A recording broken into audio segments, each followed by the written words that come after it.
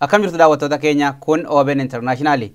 OBN International dhimma badhaasa Noobeelii nagaa kan Dr. Abiy Ahmadiif kenname ilaalchisuudhaan hawaasa keenya biyya alaa jiru wajjin marii garaagaraa gochaa jirra gidduu kana guyyaa har'aas keessummaa isinii qabannee dhiyaannee jirra. As istiidiyootti kan argaman obbo Nageessaa Waaqayyoo akkasumas toora Skypeetiin obbo Roobaa Indisaa Las Vegas irraa asitti argamanii jiru. Hanga xumuraatti nu waliin turaan afeerraa keenya. Baga nagaan dhuftan. Baga nagaan nu eeddan. Baga nagaan nu eeddan. Obbo Nageessaa irraan jalqaba akkuma nama ibse Dr. Abiy badhaasa Noobeelii nagaa 100ffaa fudhatanii jiru. Akkamitti maal sitti dhagahame gaafa dhageessan? Baay'ee gaarii waanuma isaaniin malu argatan jedhee yaada.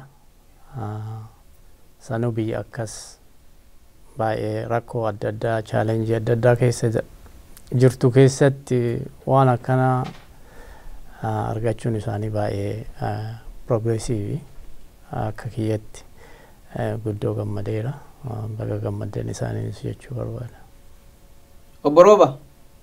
Dursoo carraa kana nuu kennuu keessaniif warri OBN International itti aansuudhaan ani yeroo badhaasni sun labsamu waan dhagame amma soddino yeroo sannaa bilbiltanii fiigaa mana keessa faa utaalaa ibsadha ture dhugaa dubbachuudhaaf halkan ol rafin sagantaa san eeguuf ta'aa ture dhumarratti yeroo dubartittiin ibsuudhaaf gara hoolii as deemuuf kaatu dura sakandii wayii duubatti nama tokkoliin dhaabattee hasaa turte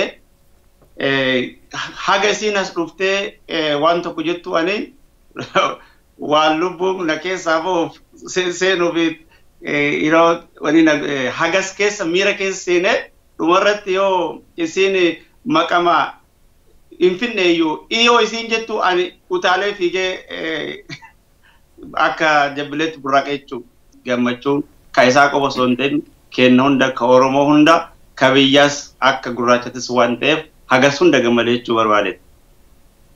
Galatooma obbo Nageessaa badhaasi kun namoota hedduutu dorgoma badhaasa Noobeelii nagaa kana waggaa waggaan kan gaggeeffamu erga bara 19 duwwaa tokkooti hanga ammaatti reef nama 100dha kan argatee jiru.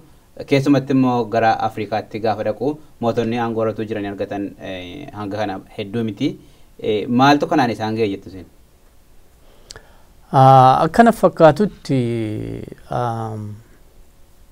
namoota gammaa badhaasa kana argatan keessa achievementii yookiin ammoo hojii ga'umsa qabu warra dalaganii san keessattis ammoo haala addaatiin warra waa dalagan jechuu dandeetta. Haala addaatiin waa dalagu jechuun bulchuu qofaa miti. Bulchuu namni hundinuun bulchaa. Sadarkaa adda addaatitti haala addaatiin nama bulchuu danda'u yookiin ammoo karaa addaatiin rakkoo olaantummaan namoonni hin hiikamu jedhanii yaadan warra hiikuu danda'an yookiin traffic measure warra fudhatan keessatti warra galu fakkeenya warra akka Mandeellaa warra akka sadarkaa adda addaatitti waan gurguddaa dalaganii waan hin danda'amu yookiin ammoo intolerable waan namni hin ta'a jedhee yaanne yoo qabata ta'e Mandeellaan gizee aangoorra dhufu waanuma adii warra adii biyya san keessaa baasee fixutti fakkaata ture nama garii yookiin ammoo sodaa hedduutu ture achi keessa wanti kun laata rakkoo biraa keessa seensisti biyyi sunuu ka jiru ture ammoo hin taane akkaataa inni itti qabe yookiin handle itti godhe waan very special ta'ee fi sadarkaa sanitti isaanis hubatamanii badhaasa akkasii argatanii turanii ammoo gara keenyatti deebinuu muummichi ministiraatis biyyoota transitionii qofa odoo hin taane biyyoota transitionii rakkoo hedduu keessa jechuudha sadarkaa adda addaati haala biyyittiin addaan babbaatee turte keessatti namoota suutaan waliif fiduudhaan waliif fiduu qofa odoo hin taane waraana substansive hin taane yookiin ammoo lola waggaa diddama oliif Eertiraa hojii deemaa ture. Kana yoo ilaaltu economic aspect inni saakii godhaa ture foonni inni balleessaa ture waraanni kun waan hedduu namoonni akkanatti ilaalan every guyyaan gara miliyoona 4-5 baasii biyya hiyyeetti akkasii irratti kabaasisiisaa ture waan ta'eef kana addunyaanis laalaa turte kun akka fooyyetti rakkoon argatu jedhanii warra yaadantu ture. Kun ammoo yoo akka salphatti waan akkanaatiin hiikkatu namoonni fi biyyoonni alaa adda addaatis baay'ee maalalfatanii sadarkaa kanatti wanti akkana aadaa hiikamuu hin danda'a ka jedhu ammoo leadership malee wanti hiikamu hin jiru. Muummichi ministiraatis sadarkaa adda addaatis Itoophiyaa qofa osoo hin taane regional politicsii san sirreessuuf naannoo waan jiru sirreessuuf roolii ni taphate waan salphaa miti. Kanaaf Nobel Peace qofa argachuu osoo hin taane wanni inni dalage walgitaa badhaasa kanaa yoo jette waan walgitu akka haga amma hojjetametti jechuudha. Wanni isa hafu hin jiru jechuu miti. Challenge guddatu jira. Sanniin ammoo akkaataa hojiin hiikaatti deeman irratti waan dalagamuu danda'u jedhee abdanna. Obbo Rooba gaafa Dr. Abiy aangootti dhufanii fi rakkoo isaan keessa turan rakkoo biyyattiin keessa turtee fi badhaasa kana akkamittiin wal bira qabdanii madaaltu? Dhugaadha. Gaafa Dr. Abiy gara aangootti tollufu biyyi sun qormaata keessa turte yookiin immoo hayyoonni hedduun akka dubbatanitti karaa wal qaxxaamuraa turte. Sodaan uummata biyya sanii bira darbee naannawa saniifis hedduu yaaddoo ture. So addunyaanis akkasitti ilaalaa turte jechuudha. Dr. Abiy waan san hunda darbee rakkoo akka biyyaatitti particularly Itoophiyaa keessa ture san keessa bahee gaafa Afrikaatitti darbee san bira dabree addunyaan sadarkaa kanatti akka hubattuuf akka badhaasa addunyaa irraa booda san kennuuf golee jedhee yaada.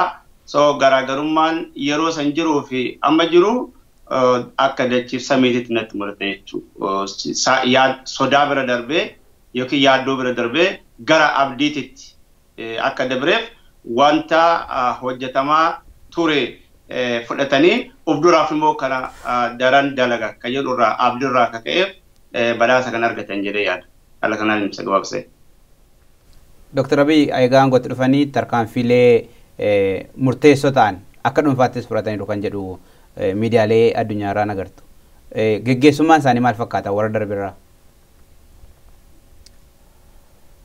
Akkan argetti geggeessummaan isaan geggeessanii jiran hagammatti obsa tolerance waan jedhu biyya rakkina hamaa keessa turte ta'uu isaa understand yookiin ammoo yaada keessa galchuun malaan obsaan akka haalliiniif rakkoon hiikamaa deemutti yaaduun waan tokko hagaan argetti hegemonic control yookiin ammoo humnaan biyya bulchuuf akkaataa deemamu san irraa totally waan shifti godhe jechuudha. Kanaaf akkaataa amala biyya san keessa jiruun haga ammaatti humnaan yookiin aangummaan biyya bulchuu irra ummata irraa yaada fudhatama argachuun gara siddee bulchiinsa akkasiiti amma inni introduce godhu yaada jechuudha. Kanatti challenge hin jiru jechuu miti. Tokkoffaa namoonni akkuma durii sanii bulla jedhanii jiru. Sun waan ta'ullee yoo hin taane. Lammaffaa ammoo ka biyyoota adda addaatis uumne yookiin rakkinuma frustrationii kana durii irraa ture irraa kaka'e biyya biraa fa'aa uumnee jiraannallee namni jedhu shafaxa baay'ee. Kanaaf kana hunda dandeettee waliif fiddee dhageeffattee karaa ta'u qofa immoo chaartii gootee itti deemu jechuun obsaaf hojii addaa nama barbaachisa. kana haala ga'umsa qabuun hojjeteera jedhee amana gama kiyyaan. Hinafu jechuu miti hojiin hinafa. Namoonni ammoo bakka adda nu geenne kana itti mul'isaa deemu jechuun walakkaa irra jira. Fakkeenyaaf ammaa siyaasni adda addaa ka qarii irra ijaarame ture. Siyaasni sun adda deemee walakkaa irra ga'eera. Siyaasa walakkaa ga'e kana caasa addaa si barbaachisa. Jechi addaa si barbaachisa. Obsa addaa si barbaachisa. Mala addaa si barbaachisa. Ijaarsa addaa si barbaachisa. Kanaaf ammoo kana godhuuf yeroo tokko yoo demolishii gootu yoo diiddu moofaa yoo diiddu haarawaa yoo kaltiveetii godhuuf deemtu chaalenjii waan lama hojjetta jechuudha yeroo tokkotti. Kanaaf haga amma dalagametti jechuudha. Hojii haga amma dalagamee yoo laaltu hojii hin tuffatamne chaalenjiin ammoo hin hafa jechuudha miti. Obsa qabeennaaf haala biyyi kanaan dura bulchiinsa ittiin jijjiirtu jechuun humnaan kan jijjiiramaa ture. San irra darbinee yaada kanaan uummanni ofirra fudhachuun jechuun mootummaa ofii fudhachuun acceptance. Mootummaan kiyyaa mootummaan kun naa hojjetaa jedhee haga uummanni ofii fudhatutti akkasii yaadaa sirreessaa jalaa deemuun bulchuun waan biyya san keessa baratamee hin jirre. Kun ammoo steepii itti fufu ta'uu qaba jedhee amana. Obbo Rooba, sirni sun hin jijjiiramne sirni biyyi sun ittiin bulaa jirtu sirnuma duraanii sana as keessatti garuu badhaasa kanaaf kan isaan geessisan yoo ta'e hojiin hojjetame kan agarsiisu hooggansi jijjiiramaa yoo jiraate hooggansi yaada addaa qabu yoo jiraate jijjiiramni biyya tokko keessatti dhufuu akka danda'udha kan agarsiisu. Isa kana akkamittiin ilaaltu isin? Dhugaadha akkuma amma Obbo san jedhe haalli biyya sanii rakkisaadha jalqabumarraa jechuudha. Sirni biyyi sun ittiin bulaa turte yookiin siistamni biyyi sun hordofaa turte bara dheeraadhaaf wal fakkaataadha. So amma wanni argaa jirru waan haarawaa. Waan kana akkuma maqaa isaanii warri jijjiiramaan deemu kun warri jijjiiramaa yeroo kaluu ummatootan dammaqii ummatootaaf qabsoo ummataatiin dhufe kana fudhatanii ittiin deeman kuni haala duraan biyya san keessatti hin barataminii fi baratamuu dhabuu qofa osoo hin ta'in akkaataa namni itti yaaduun namnoonni gariin itti predict godhan karaa kana deeman jedha sanirraa addatti deemuu isaanii agarsiisa. Qaamni jijjiiramaa kun keessattuu Dr. Abiy Ahmad gaafa aangootti as dhufan jalqaba wanni isaan godhan naannoo Sumaalee deeman. Naannoo Sumaalee deemuu qofaa miti bulchaa yeroo san ture kan nama ajjeessaa ture harka isaa qabatanii atis bulchaa Oromiyaati atis ka Sumaaleetti jedhanii haala saniin haala namni itti raajeffatuun araarsan jechuudha. Wanti booda karaa namichaatti illee itti fufuu baatu jechuudha. Yeroo sanis namni ni raajeffata.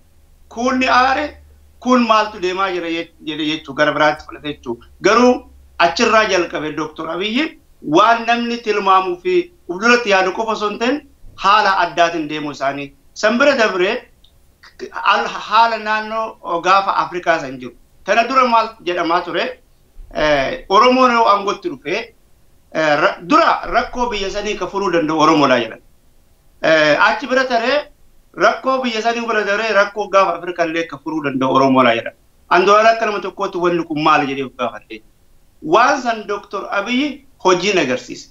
Kuni mataan isaatu raajii addaati. So siistama yeroo dheeraadhaaf lafatti dabree hidda godhatee san jijjiiraniitiin agartee siistama akka amma addunyaan ittiin deemtu mirga dhala namaa irratti hundaa'e agartee walqixxummaa haqaa san irratti hundaa'e san ijaaruudhaaf tokkoffaa akkuma iddoo san jedhe yeroo fudhata chaalenjii hedduu qabaata garuu adeemsa haga ammaa qaamni jijjiiramaa godhe kanarra wanni barannu wanti kuni hamma fedhe chaalenjii fedhe qabaachullee lafarratti akka hojjetamuuf akka jijjiiramuuf akka dhugoomuu godhaa waan deeman agarsiisa abdiin jirullee kana jechuudha. Badhaasni kun kan kenname hojii kanaan dura hojjetame duwwaa osoo hin ta'in hojii gara fuulduraatti hojjetamuuf jijjiirama bor biyya sana keessatti dhufuuf kan kennamedha. Maaltu hojjetamuu qaba jettu isin gama dimokiraasiitiin olaantummaa seeraatiin hojiileen hojjetamuu irra jiru jettan maal fa'i? Kun dhugamaan gaafii gaarii. Hagammaa wanti hojjetame akkuma jirutti ta'ee chaalenjiin jiru waan hedduu. Tokkoffaa akkana fakkaatutti namoota gama ilaalchaatiin qaruu danda'u jechuun namoonni haala siyaasa kanaan duratti oofamaa ture biyya san keessatti siyaasa qaritti of ijaaranii mootummaa dhiibuuf yaadaa turanii gaafa siyaasni deebi'ee ammoo dhakka irra ga'u adeemsa siyaasaa ka qarummaa qabu jechuun waraana malee mootummaa akkaataa biyya san keessa ittiin jijjiiruu dandeenyu. Ka Oromoo kana sanii miti amma dubbiin ka saba marayyuu akkaataa ittiin jijjiiramuu danda'u sirra orienti ta'uu qaba. Namni waan kana sirritti fudhatee hojii irra oolchuuf deemuu qaba. Filannatu jira. Filannaan ufafuutti deemuun jira. Biyya akka biyyaatitti jechuudha. Akka naannootitti utuu hin taane akka biyyaatitti. Biyyummaa sanillee mootummaa naannoo sanillee namni beekee ufi fudhatee kiyya jedhee akkana bulla jedhee itti amanuu danda'u qaba. San godhuuf grace period si barbaachisa yookiin ammoo yeroo jechuudha. Ama filannaaf maal gochuudhaaf? Sirna diriirsuuf. Sirni jira miti sirni biyyi sun ittiin bulu sirni diinagdee sirni hundumtuu jira. Sirna haaraatu barbaachisaa? Sirna jechuun constitution miti. Sirna jechuun systems. Fakkeenyaaf mootummaa naannootiif mootummaa jechuun boundary biyyaa fi administrative boundary biyyaa namni waliif makee ilaalu jira amma. Boundary tokkuma biyyi daangaa tokko qabdi akka biyyaatti jechuudha. Administrative boundary sa'a marayyuu yoo uummanni itti amane waan jijjiiramee update ta'ee jijjiiramu. Daangaa naannolee jechuudha. Daangaa naannolee kun ka ebalu bakka kanaa ebalu akkasii bakka kanaa ka jiru kunniin gibira kafaluu qofa waan itti fayyadamtu. Local government structure jedhama. Biyya mara keessattiyyuu asittuu Ameerikaa keessa yoo barbaada redistricting sa'aatii barbaadanitti districtii tokko fuudhanii kibraa jalan wanna godhu. Sun akkaataa uummata sanii gibira kafaluuf tolutti naannoo sanii communicationiin akka galu tolutti waan sarviisii uummataa tajaajila uummataa galu akka tolutti fakkeenya jechuudha. Biyyummaa addaan baasuuf miti. Haa ta'u ammoo sirni amma jiru kun nu bulchaanuu ta'ee namni illee yoo jedhee itti ka'amanu ta'ee akkaataa federal structure jedhamu kana jechuudha. Sanis uummata irra dubbisiiftee sadarkaa sanii waa itti ce'ee uummanni fudhatee itti deemu ta'a. Lammata ammoo lakkii kanaa miti local government structure biraa nu barbaachisa. Fakkeenyaaf raasgaazii jechuudha akka jedhantu ture maal even kama durii sanuu yoo barbaadde kuflaagar ka jedhantu ture. Kannintu deebi'a jechuun kiyya oduu taane akkaataa namni ufi fudhatee waan kana sistemiin jechuun oduun qofa oduun taane systemic solutionii kennuufii qabda jechuudha yoo deemtu.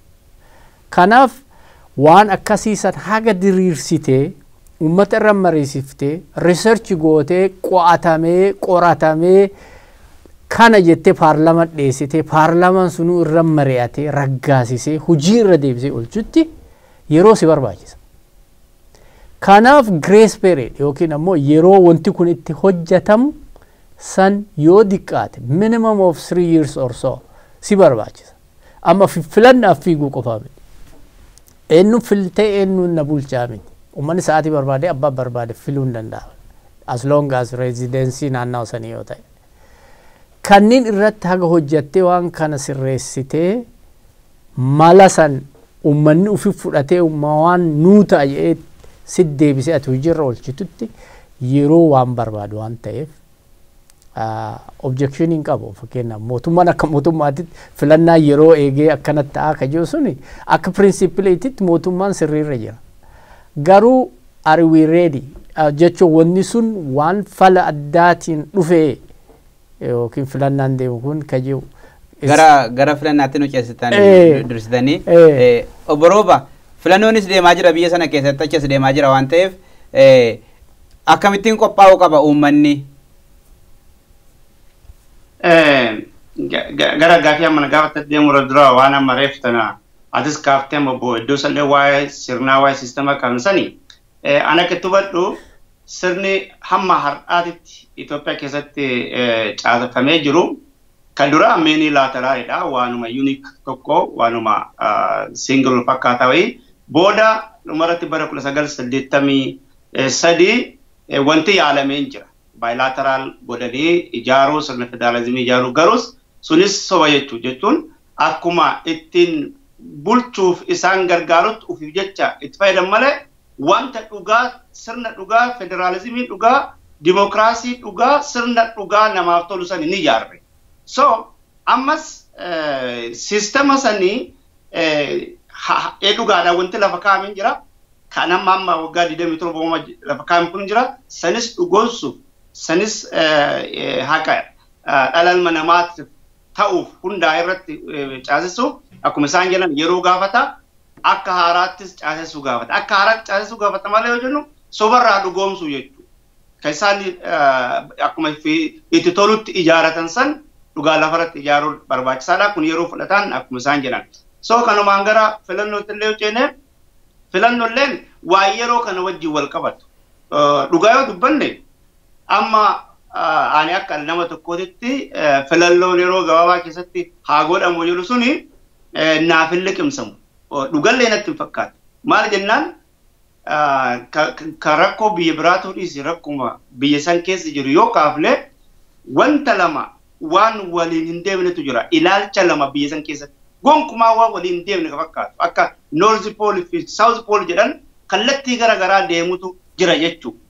Wanta kana dura walitti osoo hin finne yookiin odoo walitti harkiftee wayi laat wali maal jedhan kana parallelii akka deemu sigalee wal kabajuudhaan waliin akka deemu gochuu yookiin akka wal fudhatu yoo hin godhin akka gara laalee kanatti gara filannoo yoo deemamu eenyu akka filuu fi filannoo kana tokko yoo moo'ee kun akkamitti akka fudhatu akka nama tokkootti ni yaachisa jechuudha. So walumaa galatti jijjiirama yeroo gabaabaa keessatti dhufe waggaa tokkoo fi ji'a wayii fudhate kana wanti hagammaa hojjetamillee waan gaariidha garuu kanarra hojjetamuu feesisa hojiin kanarra yeroo isa barbaachisa jechuudha. So haalli amma jiru kun waan filannootti nama geessu fakkaatu wanta jalqaban kana bal'isanii wanti marii barbaachisu kan negotiationii barbaachisu hundi godhamee caasaaleen ijaaramuu barbaachisan institutioniin jedhan sun ijaaramee kana hunda eega raawwatan boodan gaafa namuu filannoof uf qopheessee waan filatu beekee yoo tokko filame kabiraa fudhachuudhaaf qophaa'anitti geessuudhaaf yeroon hedduu barbaachisaadha. Yeroon sun immoo ammatti kaluu natti hin fakkaatu. Kanaaf yeroo kanatti waan filannoo dubbachuuf osoo hin ta'in akkaataa gara filannootti deeman rakkoo biyya sanii filannoo miti ka furu filannoon dura wantoota ittiin furan irratti hojjechuun barbaachisaa jedhee yaadaa jechuudha. Akkanatti fudhadhu. Lamaan keessan akka kaasaa jirtanitti obbo Nageessoon asii siisteemii yookaan immoo caasaan wanti fooyya'uu qabu jiraachuu qaba jedhanii obbo Roobaan immoo kan isin jechaa jirtan yeroon iyyuu ga'u yeroo qophii barbaadaadha. Gama biraatiin immoo heerri mootummaa biyya sanaa waggaa 5 filannoon gaggeeffamuu qaba kan jedhudha. Mootummaan kunis mootummaan jijjiiramaa ce'umsa biyya sanaa keessatti filannoodhaan mootummaan uummanni filate mootummaa kan isaa ta'e akka gaggeessudha. Carraan sun carraa uummanni yookaan immoo biyya sanaa murteessudha. Heera mootummaati ala wanti godhamu jira kana alatti. Akkana fakkaatutti heera mootummaa san hojiirra oolchaarta. Jechuun ammatti transformationii haarawaa keessa jira. Biyya kanaan dura local governmentiin structurein isaa sirriitti hin ijaaramne. Biyya federal government jedhamee federaal sistemiin sun hujii irra hin oolle jechuun it was pseudo jechuun hujii irra ooleen turre tokkoffaa sanuu hujii irra oolchinee gara hujiitti jijjiirree effekti inni fidu laallaanu waan tokko kama akkama dur jiru sanuu lammaffaa lakki sun nuun taane waan biraa ijaarannaa akka biraatitti sistema biraa gaddiriirsinaan waan tokko opshinii lama qabda jechuudha. Filannoon sadaffaarra dhufa jechuudha. Erga wanti kun hundi seetingiin kun hundi dhume booda namni filannoo ce'a jechuudha. Eenyu eessaa filatame bakka kamii filatame akkamiin waliin dhufee wal dorgomaanis sistema jechuudha. Sistema filannooti. So bakka waan tokkoon ijaarretti basics waan inni barbaachisuun ijaarretti deebitee sadarkaa sadaffaarra godhatte rakkoo fidaa dhufa jechuudha. So kanaaf duraa jalaa ol hojjechuun kan nurra jiruuf. So wanti duraa suni hojjanne basics sanit deebinee ka dur hojiirra hin oolle saniyyuu hojiirra oolchinee mee laallaa effektii isaatu waan tokko. Ammatti wanti martee adiigamu jedhaan jirra. Federaal sistemiin haa jijjiiramu maal kana sanii miti dubbiin. Hujii irra oolle ture hujii irra oolchinee mee haa laallu waan tokko.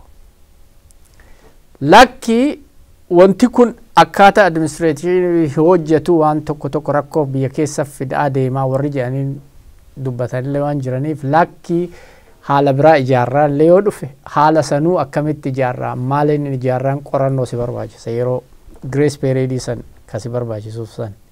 Mootummaan garuu filannaan kun waggaa 5 deemuu qaba jedhee firm yookiin ammoo ejjennoo fi ibsuun akka principaliitti sirri akka principaliitti sirri. Maaliif filannoo waggaa 5 deemsifamuu waan qabuuf. Ammatti garuu kun extraordinary situation yookiin haala addaati ammatti. Oduu mootummaa qara setil ta'ee filannoon haa jijjiiramu yookiin waggaa biraatti haa darbu ka jennu ta'e sirrii miti. Lakkii amma ammoo rifoormii biraa keessa jirta. Waan addaa hojjechuu jirta. Waan qara bade midhaasuuf deemu jirta. San midhaasuuf ammoo akkuma qara fiigichaan dhufame san fiigichaan galaa yoo ta'e sun waa hedduu si jala balleessa. So amma hidda isaa haala lafa dabarsetti waan kana midhaasitee dalaguuf tokkoffaa uummata illee amansiisu. Wanti filannoon dheeratuuf kana filannoo waggaa haganaati asin nun barbaachisu jettee amansiisuu qabda. Maaliif siistema developii godhaarsa jettee. Siistemni sun ammoo back and forth yeroo tokkoon waan mootummaan bicha akka labsiitti gallabsuu miti. Uummata irraa yaada guurtee paarlama fidde paarlamaan sun raggaasisee gaddeebiftee hojii irra oolchite.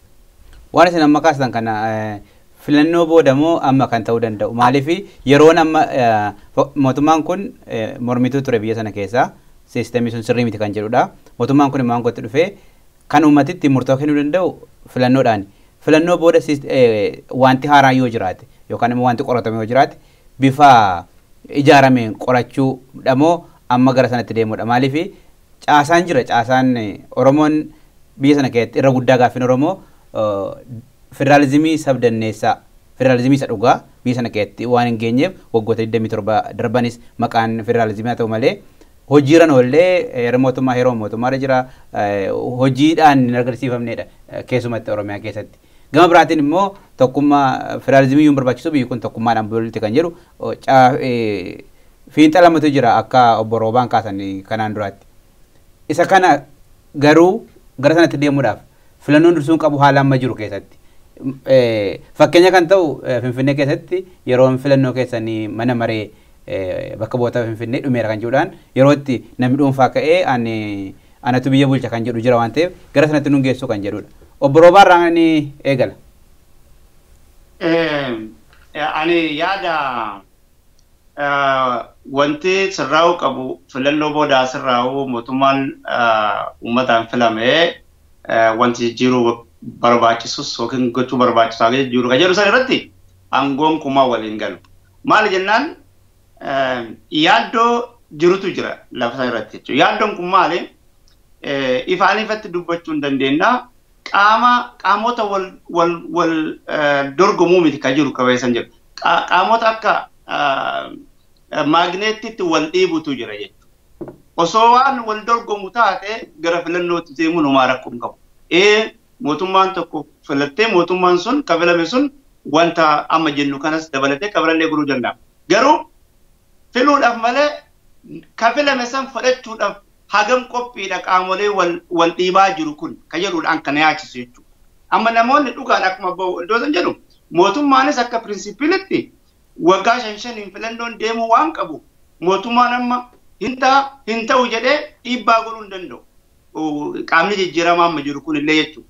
Isaan akkas jedhani malee garuu dhugaan lafa sanirra jiru akka filannoon godhamu qofa sun ta'in filannoon sun filannoo nagaati filannoo haqaa ta'ee dabree qaamni filatame aangoo qabatee qaamni immoo kun aangoo fudhachuuf itti qophii jiru hin fakkaatu.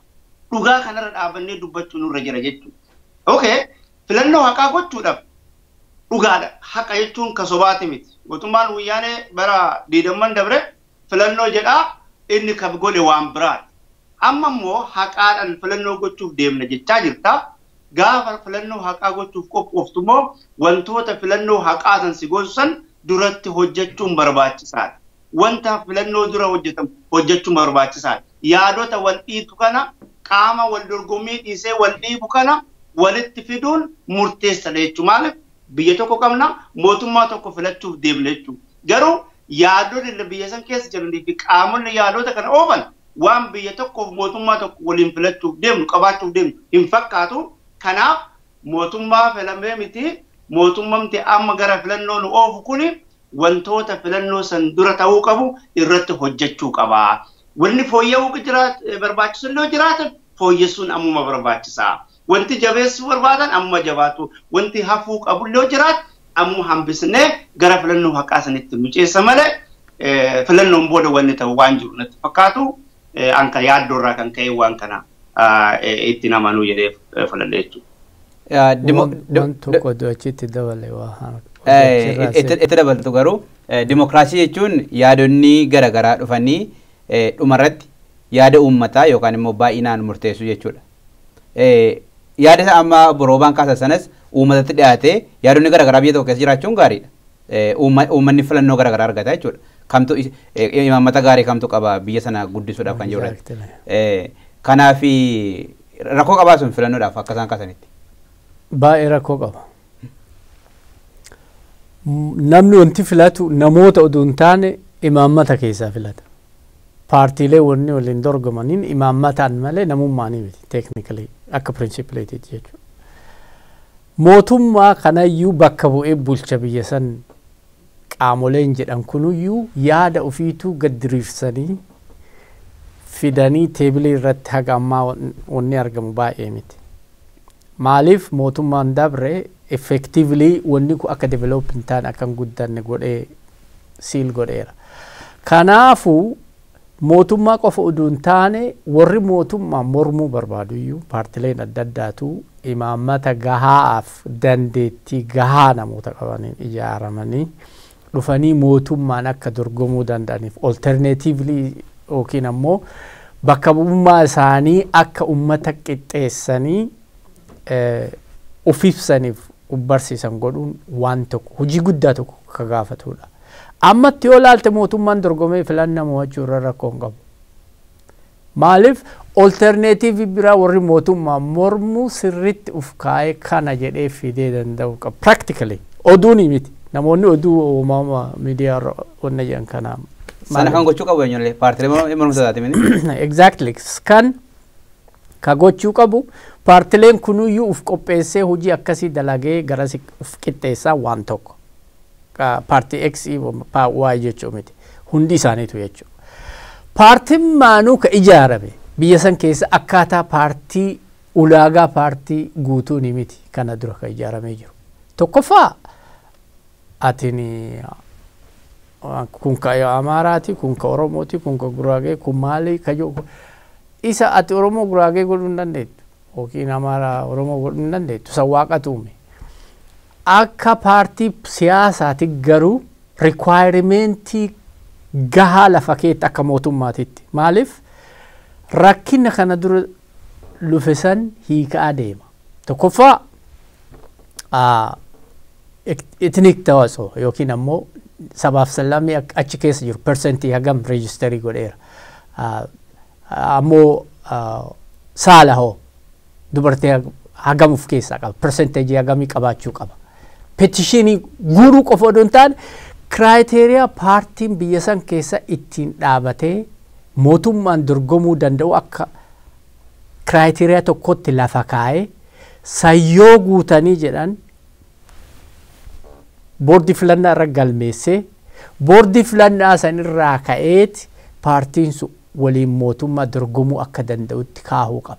Malee waan isin amma jettani boordiin filannoo seera dhiyoo baasee dhageessan ta'een beeku paartiin tokko galmaa'uudhaaf maal barbaachisa kan jedhu hunduma isaayyuu unkasaa kaa'ee jira kiraayiteriyaa isaan guutuu qaban sun waan raawwatan itti fakkaata akka kanaan duraas sun ta'in seerri fooyya'ee ba'e sun. Argeera gayaa miti. Amma biyya takka walitti qabnaa akka biyya bulchuutitti mootummaan namni dorgomu yookiin paartiin dorgomu mootummaa bakka bu'ee nama paartii mootummaa bulchu jechuudha biyya san bulchuuf deemu jechuudha. Akkasitti uf kaaheeraa akkasitti uf ijaareeraa akkasitti lafa ka'eeraa yoo jettee ilaaltu hin taane. Maaliif warra dura sana kan gochuu qaban paartiilee mormanidha jechuun paartiilee bor imaamata isaanii uummatatti beeksifatanii bor mootummaan ta'a jechuudha. Exactly. Garuu sana qophaa'uu dhiisuun isaanii yeroo filannoo achi buta jechuun immoo gama biraatiin waan biraa fakkaata.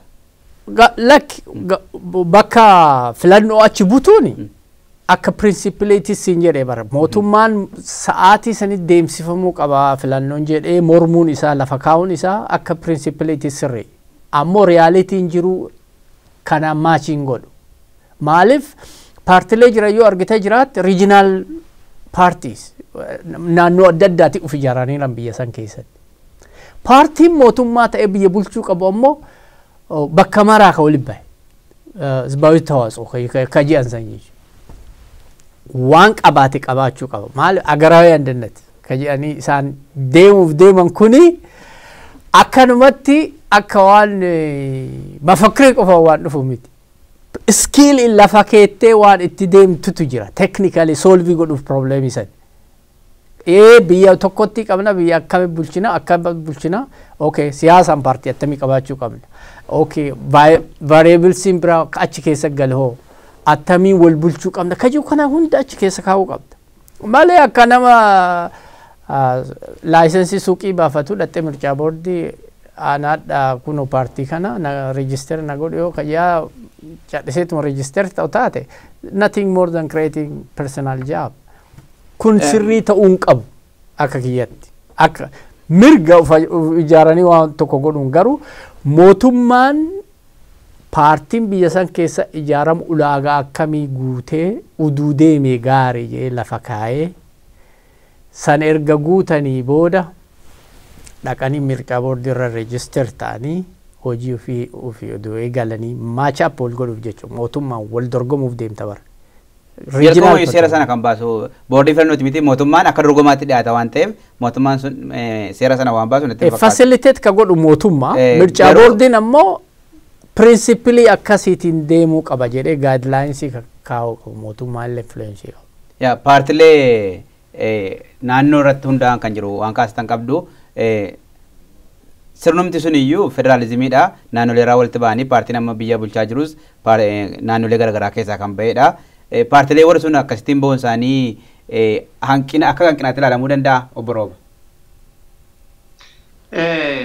Akka waliigalaatti olaalte akka hanqinaatti ilaalamu garuu dhugaa addaan qabdee olaalte immoo amma fakkeenyaaf paartiin lookaal jedhamu kunuyyuu hagamtu requirementi lookaalii sanuyyuu guuta hojjettee gahaa miti jechuudha quubsaa miti. Walumaa galatti ani dhimma filannoo kan akkamittiin ilaalaa filannoon kun yeroo barbaachisaa yeroo kanatti immoo hundi mootummaanis qaamni filannoo falachiisuu fi mormitoonni mariidhaan walii galanii isaanis jabaachuudhaaf isaanis uf jabeessanii lookaalittis sadarkaa federaalaatti illee akkaataatti filamuu danda'anitti deemuudhaaf yeroo isaan barbaachisa. Warra mormituudhaaf illee mootummaalleen